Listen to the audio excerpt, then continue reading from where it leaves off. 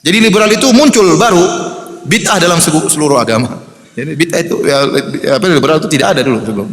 Sekarang baru muncul belakangan. Taib, hadirin dan hadirat yang dirahmati oleh Allah Subhanahu wa taala. Ya. Namun anehnya di tanah air kita, liberal tumbuh berkembang merajalela di dunia Islam. Kita sering dengar ada ustadz liberal, ada kiai liberal, ada profesor liberal, tapi kita nggak pernah dengar pendeta liberal. Ada pernah dengar pendeta liberal? Hah? Saya nggak pernah dengar. Antum pernah dengar ada pendeta apa berpemahaman liberal? Pastor berpemahaman liberal? Biksu ya berpemahaman liberal? Ada. Saulin berpemahaman liberal? Ada? Nggak ada kan? Nggak ada. Yang berkembang ustadz liberal, kiai liberal, profesor agama liberal itu di dunia Islam. Jadi yang berkembang liberal di dunia Islam. Bagaimana bisa muncul liberal di dunia Islam? Ceritanya baru-baru saja sebenarnya. Tatkala sebagian pemuda-pemuda Islam belajar di luar negeri. Di antara yang belajar pertama adalah ini angkatan liberal pertama, tapi dia masih dalam bentuk awal-awal peletak batu pertama liberalisme. Ya. Kemudian generasi berikutnya, dan kawan-kawan. Jadi waktu belajar di luar negeri, ya, di mana katanya di McGill atau di mana saya juga kurang hafal ya. Intinya di negara kafir belajar agama. Negara kafir kemudian belajar agama. Kemudian pulang membuat tulisan-tulisan, pernyataan-pernyataan. Ya. Di antara buku yang dia tulis adalah Islam ditinjau dari berbagai aspeknya. 2 jilid. Saya punya buku tersebut. Ya. Di jilid pertama dia mengatakan bahwasanya agama ada 2 model. Ada namanya agama monoteisme, agama yang bertauhid, dan ada agama yang syirik. Di antara agama yang bertauhid adalah agama Islam, Nasrani, Yahudi, dan Hindu. Jadi dia bilang Nasrani itu bertauhid. Kemudian Yahudi juga apa? Bertauhid. Yang lebih parah Hindu juga apa? Bertauhid. Jadi katanya Hindu itu 3 tapi maksudnya 1. Ya. Ini awal-awal pemikiran menyimpang. Kemudian ada sebagian ulama Indonesia yang membantah pemikiran-pemikirannya. Kemudian generasi berikutnya, generasi sama belajar ya, pandai bahasa Arab, sudah punya landasan agama yang baik, kemudian belajar liberal di negara kafir. Mereka belajar di negara kafir, belajar sama orang-orang orientalis, orang kafir yang belajar Islam untuk mencari kesalahan Islam. Dan ini secara akademis keliru. Seorang secara akademis kalau ingin belajar sesuatu, belajar pada pusatnya, harusnya demikian kan? Harusnya kalau Anda ingin belajar agama Islam, belajar pada pusatnya. Entah di Arab Saudi, entah di Mesir, ya, entah di negara-negara Islam, itu namanya belajar Islam. Di mana pusat orang Islam, agar Anda tahu bagaimana Islam yang sebenarnya. Ya masa Anda belajar Islam di negara kafir? Itu namanya tidak akademisnya salah seperti itu. Ya, tidak logis belajar Islam sama orang kafir di negara kafir. Jadi belajar Islam sama orang kafir dengan niat pulang untuk menyelamatkan kaum muslimin dari neraka jahanam, tapi belajarnya sama orang yang masuk neraka jahanam. Gimana mau nyambung ya? Dia bawa pulang bawa kesesatan. Entahnya dengan bukunya dan teman-teman yang menulis buku judulnya Fikih Lintas Agama. Akhirnya muncul fatwa-fatwa aneh-aneh ya. Doa bersama, Tuhan bersama ya, dan macam-macamnya. Kemudian generasi selanjutnya adalah dan teman-temannya. Kemudian diantaranya sekarang ya, dan macam-macamnya. Siapa lagi? Siapa? Iya. Terus siapa lagi? Siapa? Iya itulah. Banyak ya, banyak yang mereka suka berkicau di Twitter atau di internet. Itu generasi ketiga yang kita hadapi sekarang. Ya. Itulah muncul liberal dan mereka didukung oleh orang-orang kafir. Ya. Karena orang-orang kafir tahu ya, kalau Islam akidahnya lemah akan hancur. Kapan Islam akan hancur kalau dia tidak yakin dengan akidahnya sendiri? Ya, suatu umat akan hancur kalau dia ragu dengan kebenaran keyakinannya. Ya. Apa yang mau dia perjuangkan? Sementara dia ragu, sementara yang lain juga benar, terus ngapain saya berjuang untuk Islam? Paham? Kalau dia sendiri ragu tentang Islamnya, Islam benar atau tidak, atau yang lain juga benar, buat apa saya berjuang untuk Islam? Dengan cara demikian maka Islam akan hancur dari dalam. Orang kafir tahu akan hal ini. Kerusakan yang ditimbulkan liberal potensinya lebih besar daripada kerusakan yang dilakukan oleh orang luar Islam. Kalau ada pendeta mengatakan semua agama benar, tidak ada orang Islam yang percaya.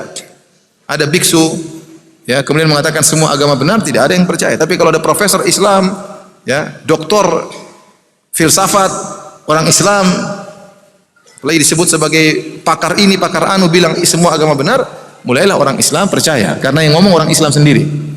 Karena yang ngomong orang Islam sendiri. Ini benar-benar diketahui oleh orang kafir sehingga mereka benar-benar menyokong dana untuk membantu tersebarnya program-program liberalisme di tanah air kita.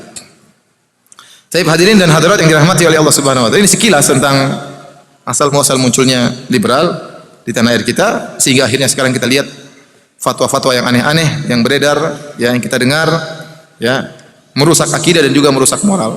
Merusak akidah dan juga merusak moral, ya. Gimana moral tidak rusak? Mengatakan boleh homoseksual, lesbi boleh, homo boleh, laki-laki boleh pacaran sama laki-laki, perempuan boleh pacaran sama perempuan, ya. Bagaimana tidak sedih seorang wanita ternyata suaminya jatuh cinta sama suami orang lain? Sedih atau tidak? Sedih. Ini suami saya jatuh cinta bukan sama istri orang lain. Suami saya jatuh cinta sama suami orang lain. Menyedihkan, ya. Gimana nggak rusak anak kita pacaran perempuan, pacaran sama perempuan juga? Rusak, ya. Subhanallah, malah rusak. Fatwa lagi jilbab tidak wajib. Ada sebagian wanita tadinya pakai jilbab, tahu jilbab tidak wajib, dibuka jilbabnya. Ya. Menampakkan auratnya apa? Ada fatwa jilbab tidak wajib. Yang fatwa profesor. Ya sudah, buka jilbab. Ente bantah-bantah, ente apa gelarnya? Enggak punya gelar membantah profesor. Logika orang awam seperti itu. Yang ngomong jilbab tidak wajib profesor. Ya. Ente siapa ente? Ya. Enggak bisa apa-apa mau bantah profesor. Akhirnya jilbab dibuka. Rusak moral. Kemudian lagi fatwa bahwasanya laki-laki harus sama dengan perempuan. Bukan hanya laki-laki saja yang boleh menjatuhkan cerai, perempuan juga boleh menjatuhkan apa? Cerai. Dan ini berbahaya. Berbahaya bagi laki-laki. Lu bayangkan kalau perempuan boleh menjatuhkan cerai, bahaya. Apalagi sedang haid. Ya waduh. Dia emosinya enggak stabil. Kalau perempuan boleh menjatuhkan cerai, antum dicerai 7 kali sehari mungkin. Oleh karenanya repot. Ya. Seperti ini. Yang bayar mahar laki-laki, ya, yang menyediakan makanan, sandang, pangan, papan laki-laki, kenapa perempuan jatuhkan cerai? Ya, ini apa enggak merusak rumah tangga seperti ini? Kamu saya cerai suamiku. Kenapa tadi malam enggak pulang-pulang? Kamu saya cerai. Waduh, jatuh talak 1. Terus kalau lelaki sudah ditalak, masa idahnya ada atau tidak? Ada masa idahnya. 4 bulan 10 hari. Kelamaan ya, akhi. 2 hari cukup masa idah. Kenapa 4 bulan 10 hari? Jadi kalau antum sudah dicerai oleh istri antum enggak boleh nikah. Sudah antum terbengkalai selama 4 bulan 10 hari. Kalau perempuan ada masa idah, wajar untuk membersihkan rahimnya. Sudah tidak tercampur dengan mani laki-laki yang lain, bersih rahimnya baru dinikahi oleh laki-laki lain. Kalau laki-laki buat apa masa idah? Apa yang mau dibersihkan? Fatwa aneh-aneh, ya. Ya, fatwa aneh-aneh. Ya. Ini merusak moral. Jadi moral rusak, ya. Kemudian juga akidah rusak. Semua agama benar. Gimana semua agama benar? Kalau semua agama benar, buat apa Allah utus Nabi Muhammad SAW? Allah kurang kerjaan namanya. Kalau semua agama benar, buat apa Nabi SAW menulis surat kepada Raja Heraklius, aslim taslam, masuk Islam kau selamat. Kalau enggak masuk Islam enggak selamat, ngapain? Nabi kurang kerjaan. Kirim surat kepada Heraklius, kepada Raja Persia, kirim Mu'adz bin Jabal ke negeri Yaman mendakwai orang Yahudi. Kalau semuanya benar, berarti Nabi kurang kerjaan. Iya atau tidak? Taib. Sebelum kita bahas tentang pluralisme, sebelum kita menyebut tentang syubhat-syubhatnya, ada perkara yang harus kita yakini, itu tentang kebenaran Islam. Bahwasanya agama yang benar satu-satunya hanyalah Islam. Ini keyakinan yang harus kita yakini. Tidak boleh ada keraguan sama sekali dalamnya. Kenapa? Karena Allah menyatakan demikian dan kita yakin akan kebenaran Al-Qur'an. Allah berfirman, "Inna dina indallahil Islam." Sungguhnya agama yang diridhai hanya Islam. Hanya Islam. Allah juga berfirman, "Wa may yabtaghi ghairal islami dinan fala yuqbala min wa huwa fil akhirati minal khasirin." Barang siapa yang mencari selain Islam sebagai agama, maka tidak akan diterima oleh Allah Subhanahu wa taala. Wa huwa fil akhirati minal khasirin, dan dia di akhirat termasuk orang-orang yang rugi, masuk neraka jahanam.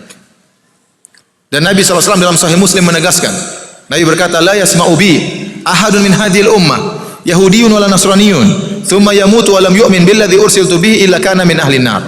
Kata Nabi, tidak seorang pun dari umat ini yang mendengar tentang aku, tentang Muhammad, baik Yahudi ataupun Nasrani, kemudian meninggal dalam kondisi tidak beriman dengan apa yang aku bawa, kecuali penghuni neraka, kata Nabi SAW.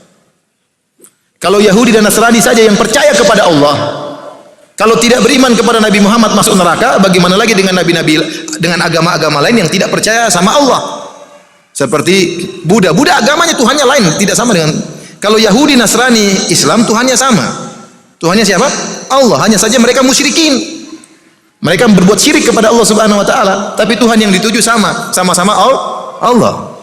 Itu saja kalau mereka mati tidak beriman kepada Muhammad masuk neraka, apalagi orang-orang yang tidak beriman dengan Allah. Tuhannya memang asalnya udah beda. Tak Konghucu Tuhannya si Konghucu, atau misalnya Buddha Tuhannya Buddha, ya. Atau Hindu Brahmana, apalagi Brahma Wisnu sama Siwa, ya. Ada hubungannya dengan Allah Subhanahu wa taala. Makanya Imam Nawawi mengatakan, tatkala mensyarah hadis ini, disebutkan Yahudi dan Nasrani karena mereka ahlul kitab. Menunjukkan kalau mereka saja tidak beriman kepada Nabi Muhammad masuk neraka, apalagi selain mereka. Apalagi selain Yahudi dan Nasrani. Ini pernyataan jelas dari Nabi sallallahu alaihi wasallam. Maka yang benar cuma agama Islam, karena agama Islam adalah satu-satunya agama yang mentauhidkan pencipta alam semesta. Tidak ada penyembahan terhadap makhluk. Islam tegas, syirik tidak boleh. Semua tidak boleh disembah, Nabi tidak boleh disembah. Menyembah Nabi Isa salah, musyrik, kafir, di neraka kekal. Menyembah Uzair, dibilang anak Allah, kekal di neraka. Wa qalatil yahudu Uzair ibnullah, wa qalatin nasara al-masih ibnullah. Orang Yahudi berkata Uzair anak Allah, orang Nasrani mengatakan Isa anak Allah, kekal di neraka.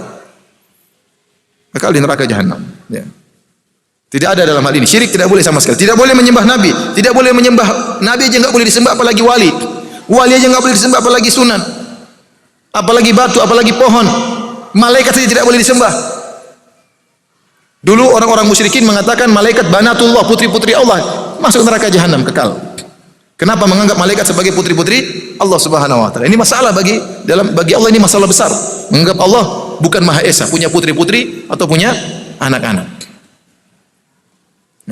Jadi Islam satu-satunya agama yang menyuruh kepada pentauhidan, peribadatan hanya kepada pencipta alam semesta, cuma Islam. Yang lain semua agama menyeru kepada peribadatan terhadap makhluk, semuanya kepada makhluk. Kepada jin, kepada dewa, kepada makhluk, pada manusia. Ya, semuanya kepada batu. Cuma Islam yang menyuruh kepada penyembahan terhadap Allah yang Maha Esa.